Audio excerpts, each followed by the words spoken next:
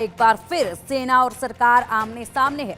क्या सेना और सरकार के बीच सब कुछ ठीक नहीं चल रहा? पाकिस्तान में जिस तरफ सेना के जवानों को पिछले कुछ दिनों में निशाना बनाया गया, उसके बाद आर्मी चीफ ने शहबाज सरकार पर सवाल उठा दिए हैं, जिसके बाद पाकिस्तान में एक बार फिर तख्ता पलट की आशंका जताई जा रही है। इस पर हमारी ये स्पेशल रिपोर्ट आप देखिएगा और पूरे मामले को विस्तार से जरा समझिएगा हमारी इस रिपोर्ट में।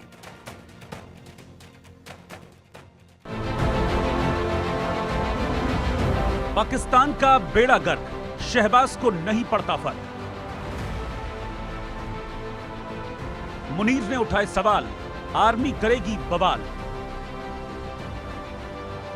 तख्ता पलट की सनसनी, सेना सरकार में ठनी। क्या पाकिस्तान का बेड़ा गर्क होने वाला है? क्या पाकिस्तान आर्मी एक बार फिर से बवाल करने वाली है? क्या पाकिस्तान में एक बार फिर तख्ता पलट होने वाला है? ये सवाल बेवजह नहीं है, बेबुनियाद नहीं है, हवा हवाई भी नहीं है। इन सवालों के पीछे एक ठोस वाजिब वजह। उस वजह को बताने से पहले हम आपको दो तस्वीरें दिखाते हैं।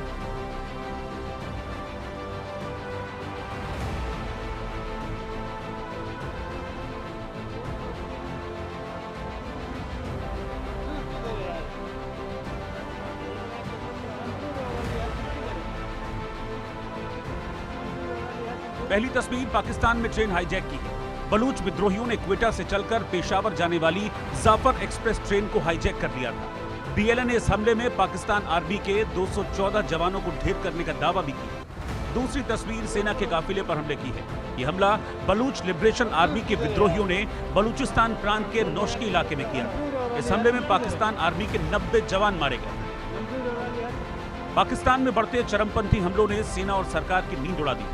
लोग बढ़ते हमलों का ठीकरा इन्हीं दोनों पर फोड़ रहे हैं। यही कारण है कि पाकिस्तान में राष्ट्रीय सुरक्षा पर संसदीय समिति की बैठक हुई। ये बैठक बंद कमरे में हुई, जिसमें पाकिस्तान का शीर्ष नेतृत्व शामिल था।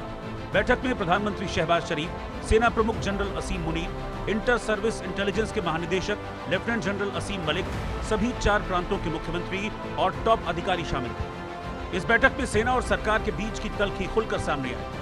इन हमलों को लेकर army chief general Asim Munir ने शहबाज सरकार पर सवाल उठा दिए। इसे सरकार की नाकामी बता दी। मुनीर ने शहबाज सरकार से पूछा, उनकी असफलताओं की वजह से कितने लोग जान गंवाते रहेंगे? तो क्या मान लिया जाए कि सेना और सरकार के बीच सब कुछ ठीक नहीं है?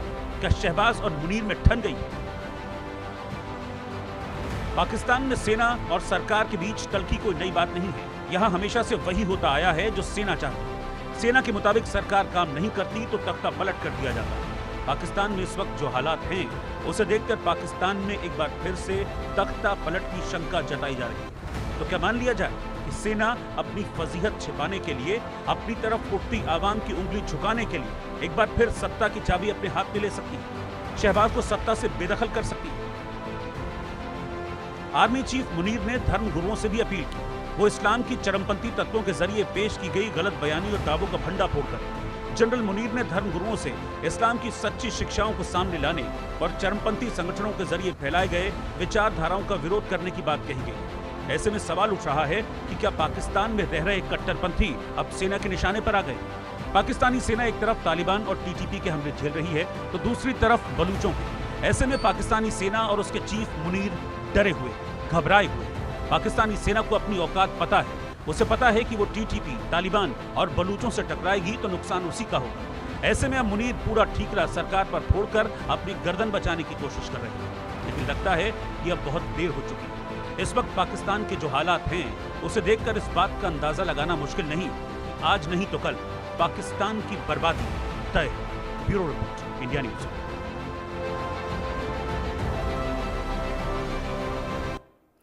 पाकिस्तान के आर्मी चीफ ने क्या कुछ कहा है, अब आपको ये बताते हैं। सेना की सरकार को किस तरीके से खरी खरी सुनाई है। राजनीतिक व्यक्तिगत हितों से ऊपर अब उठना होगा, ये कहना है। देश की सुरक्षा के लिए काम करना होगा। पाकिस्तान के लिए अस्तित्व का खतरा है ये। कमजोर शासन के कारण कब तक आखिरकार जान देंगे, कब तक जाने गंवाई जाएंगी? तो ये खरी खरी सुनाते हुए तमाम वो बिंदु हैं इस बयान के जो बहुत कुछ कह रहे हैं कि आखिरकार पाकिस्तान में किस तरीके से अब बदलाव हो सकता है, यानी कि तख्ता पलट की आशंका किस तरीके से देखी जा रही है, वो इन्हीं बिंदुओं से समझी जा सकती है। तो जिस तरीके से अब ये बंद कमरे में बैठक हुई, बंद कमरे में जब बैठक हुई तो बीएलए की तरफ से जो अटैक किया गया, जिस तरीके से मुंहतोड़ जवाब दिया गया, उसके बाद यहाँ पर तमाम बिंदुओं पर गौर किया जा रहा है। और साफ बात ये है कि जिस तरीके से यहाँ अब खुद के सेना के जवान जब यहाँ ढेर हुए तो आर्मी चीफ को याद आ रही है कि कुछ तो खामी है, कुछ तो कमी रह गई है। जब खुद के पाले हुए आतंकियों से अब खुद को नहीं बचा पा रहे हैं तो एक दूसरे पर ही ठीकरा फोड़ना शुरू कर दिया है। इसी पर चर्चा करेंगे। चर्चा के लिए खास मेहमान हमारे साथ जुड़ चुके हैं। वरिष्ठ पत्रकार सोहेल काजमी जी हमारे साथ हैं। सोहेल जी, बहुत स्वागत है आपका इंडिया न्यूज पर। विदेशी मामलों के जानकार संजीव श्रीवास्तव जी भी हमारे साथ हैं। संजीव जी, बहुत स्वागत है आपका भी इंडिया न्यूज पर। और पाकिस्तानी पत्रकार मियां आसिफ अली जी भी हमारे साथ हैं। आसिफ अली जी, बहुत स्वागत है आपका भी इंडिया न्यूज पर। बलूच पत्रकार डॉक्टर बलूच बिलाल जी भी हमारे साथ हैं। बलूच जी, बहुत स्वागत है आपका भी इंडिया न्यूज पर। चर्चा की शुरुआत करेंगे और इसी के साथ सबसे पहले बात करेंगे कि किस तरीके से यहाँ पर जो पूरा बदलाव देखा जा रहा है, किस तरीके से अब ये बंद कमरे में जो बैठक हुई है। आसिफ जी, आप ही से मैं जानना चाहूंगी, सबसे पहले रुख आप ही का करना चाहूंगी। पाकिस्तान में बड़ी हलचल इस वक्त देखी जा रही है, बंद कमरे में बैठक होती है और उसी बीच यहाँ आर्मी चीफ जो हैं वो आपकी सरकार की खामियां बखूबी गिनवाते हैं। और ना केवल ये खामियां गिनवाई जा रही हैं बल्कि खरी खरी भी सुनाई गई है। तो बड़े संकेत इससे अब निकाले जा रहे हैं, क्या कहेंगे इस पर? देखिए, ये खामियों वाली या खरी खरी सुनाने वाली बात नहीं है। इस वक्त एक मुल्क के अंदर हालात ऐसे बने हैं, एकदम कुछ मिलिटेंसी का सिलसिला शुरू हुआ है और ज्यादा पैमाने पे शुरू हुआ है। तो उस पे एक बैठक हुई है, एक मीटिंग हुई है जिसमें सब लोग बैठे हैं, सब जो गवर्नमेंट है, जो स्टेक होल्डर्स हैं, जो डिफरेंट हमारे यहाँ पॉलिटिकल पार्टीज हैं, वो सब लोग मिल के बैठे हैं कि इस मसले को हल कैसे करना है। हर किसी ने अपना अपना पॉइंट ऑफ व्यू उस पे बयान किया है। तो जाहिर है गवर्नमेंट है जो इस वक्त जो हुकूमत के सरबराह हैं वो शहबाज शरीफ हैं, जो प्राइम मिनिस्टर हैं। और लाजमी सी बात है कि जो भी दीगर इदारे हैं वो सारे उनके अंडर हैं, क्योंकि सुप्रीम जो पावर है उन्हीं के पास है और जो कंट्रोलर है हेड स्टेट के वो वही है, हेड वही है स्टेट के। तो उनको जाहिर बात है सबने अपनी अपनी बात की है। आर्मी भी उसके अंदर एक इदारा मौजूद है जिसके सरबराह वज़ीर आज़म पाकिस्तान ही है। उन्होंने अपने जो उस पे तहफ़्फ़ुज़ात है वो उन्होंने बयान किए, जो उनके ख्याल में जो हल है वो बयान किया। इसी तरह बाकी जो पॉलिटिकल पार्टीज हैं उन्होंने अपने अपने मसाइल बयान किए। सब ने मिल बैठ के उस पे बात की है। और मियां आसिफ जी, आप कह रहे हैं कि सब लोगों ने बैठकर बात की है, लेकिन अगर आपने गौर से सुना हो, पढ़ा हो इस चीज के बारे में, तो आर्मी चीफ जनरल असीम मुनीर ने जो कहा है उस पर जरा गौर कीजिएगा कि उनका कहना है हम शासन की असफलताओं की वजह से कितने लोगों की जान गंवाते रहेंगे, शहीदों के खून से शासन के गैप को कब तक भरते रहेंगे, इस्लामी चरमपंथियों की गलत व्याख्याओं का पर्दाफाश अब करना होगा।